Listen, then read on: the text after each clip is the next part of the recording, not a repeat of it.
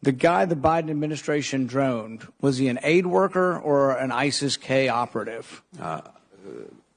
The administration is, of course, reviewing that strike, and I'm sure that a full assessment will be forthcoming. So you don't know if it was an aid worker or an ISIS-K operative? I can't speak to that, and I can't speak to that in this setting in any event. So you don't know or won't tell us? I don't know because we're reviewing it.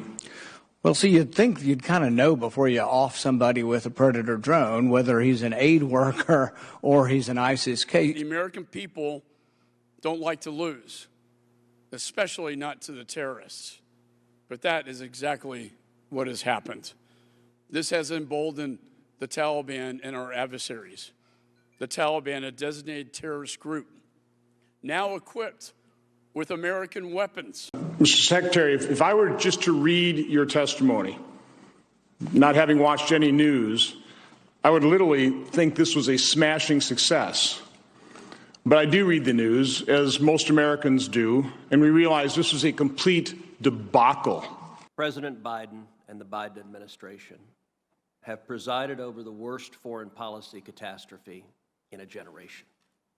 Americans across the nation are horrified. Our servicemen and women, our active duty military are angry, they're disillusioned, and they're frustrated. Our enemies across the globe are emboldened, which makes the world more dangerous today for America, and our allies are dispirited. And I think what concerns me the most, among many things, is that detachment from reality. It's the same denial of reality, for example, on the border. A self-inflicted wound, a crisis created by President Biden's policies that have completely thrown open our borders, and yet the administration denies that we have a problem at the border. Assuming it's not classified, can you tell us where you are today? Yes, I'm at the State Department. Couldn't be bothered to come down here and see Congress. All right, that's great. Hey, sir, excuse me, sir. My understanding is that the House is not in session, and that's why the session is. I'm right here, Secretary. Says the chairman. Says the ranking member. We're here. Ever since the disaster began unfolding in Afghanistan, we've seen the Biden administration making political excuses. We've seen Democrats on this committee explaining at great length how everything that happened in Afghanistan is Trump's fault. It's all Trump's fault. Mr. Secretary, Joe Biden is the President of the United States. Kamala Harris is the Vice President of the United States. You are the United States Secretary of State. Just like Jimmy Carter owns the disaster of the Iran hostage crisis, you own this. Mr. Secretary, the execution of the U.S. withdrawal was clearly and fatally flawed. This committee expects to receive a full explanation of the administration's decisions on Afghanistan since coming into office last January. There has to be accountability. Just a few weeks ago, thousands of terrorists, the worst of the worst, were all released from prisons as the Taliban overran the country.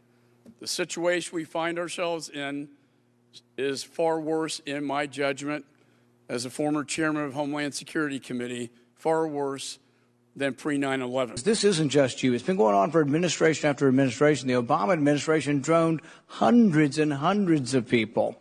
And the thing is there is blowback to that. I mean, I don't know if it's true, but I see these pictures of these beautiful children that were killed in the attack. If that's true, and not propaganda, if that's true, guess what? Maybe you created hundreds or thousands of new potential terrorists from bombing the wrong people. So you got to know who you. We can't sort of have an investigation after we kill people. The Biden administration caused this disaster. It was caused by two things. Number one, ideological naivete and extremism. Repeatedly, Mr. Secretary, in this hearing and also on multiple conference calls over the last month, you keep saying things like the steps the Taliban needs to take to be welcomed into the community of civilized nations. Mr. Secretary, they don't want to be welcomed into the community of civilized nations.